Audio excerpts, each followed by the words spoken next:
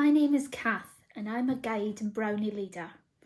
The next activity we'll be doing is rockets, and at home you'll be able to build this paper rocket and then launch it.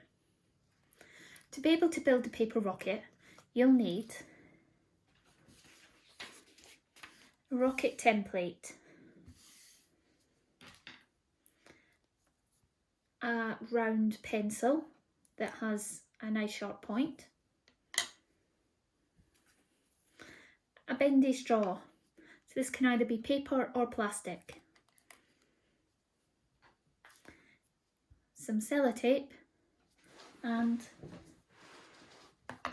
a pair of scissors. Once you've got all these things, we'll start with the rocket template. The rocket template has one large rectangular piece and two smaller thin pieces to cut out. Here's one I prepared earlier.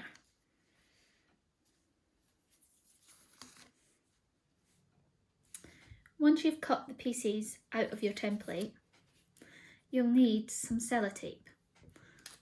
Pull the length of sellotape about the same length as your long rectangular piece and tape it with half of the tape on the paper and half not.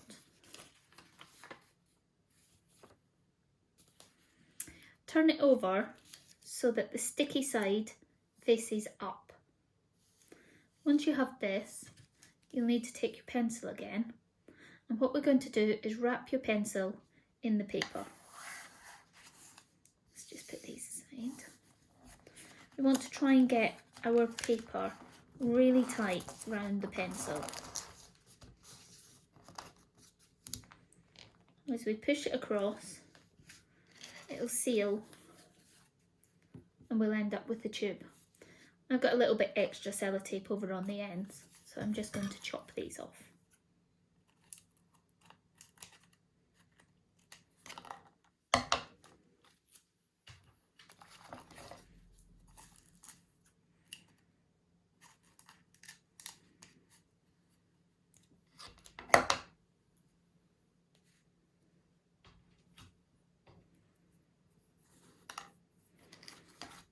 We've now got our nice tube.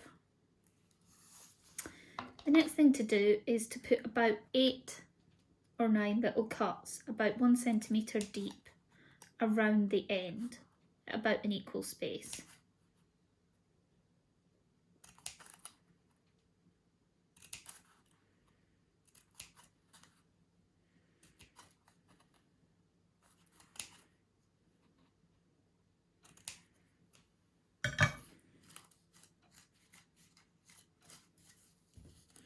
We're then going to put our pencil back into our tube so that the end lines up with where we have our slits.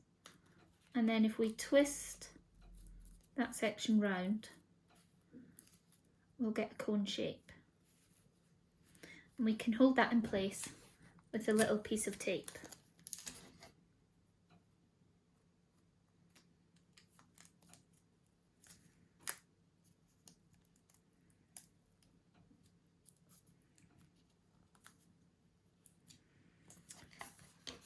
Put a second piece of tape on at the moment to make sure we don't have any gaps.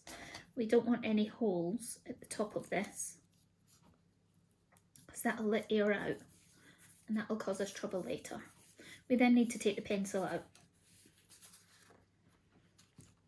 So we now have the initial tube that we had, which is our body tube, and we've just created this cone shape, which is our nose cone. The next part is attaching our fins.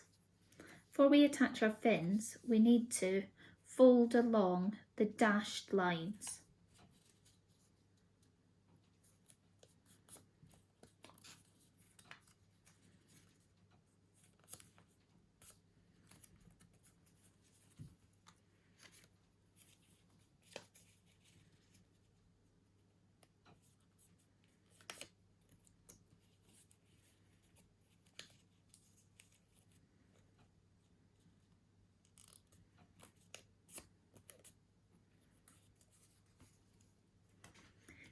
have these ready, and we need to cut another little bit of tape, slightly longer than the length of the fins.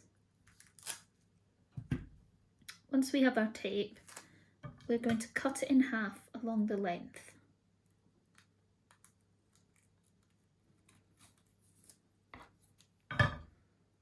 Just put that bit to the side for now. Take our first fin, put the sellotape down the middle so that a little bit hangs over at either end. And then what we're going to do is place that on the back end of the rocket, push down the tape at the front, and then we're going to use our pencil to poke the tape in and secure it inside at the back. We're now going to do the same with the other one. So tape down the middle.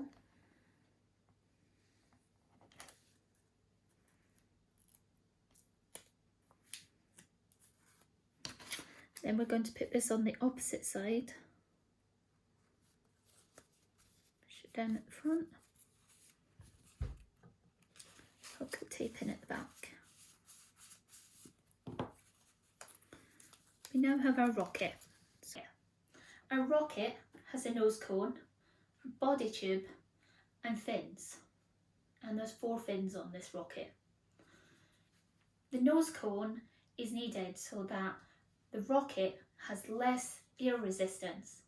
With less air resistance, we don't need to put as much force into the rocket to get it to go up. The fins on the back help the rocket stay stable, which means that the rocket will go straighter when it's flying.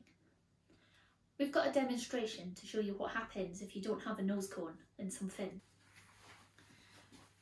For this section, we've got a length of tube which doesn't have a nose cone or fins. Instead, we've just put flat end on our tube. So this is to show what would happen if we didn't have them. And this is called a swing test. If we move this string around, it will show you what would happen to the rocket when it was in flight.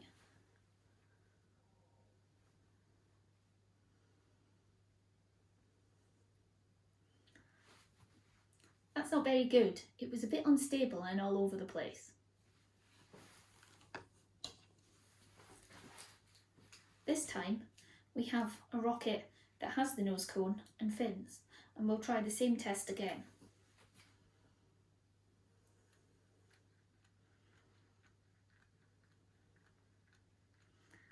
This time it's working well and the rocket's going round without any trouble and staying in the same direction the whole time.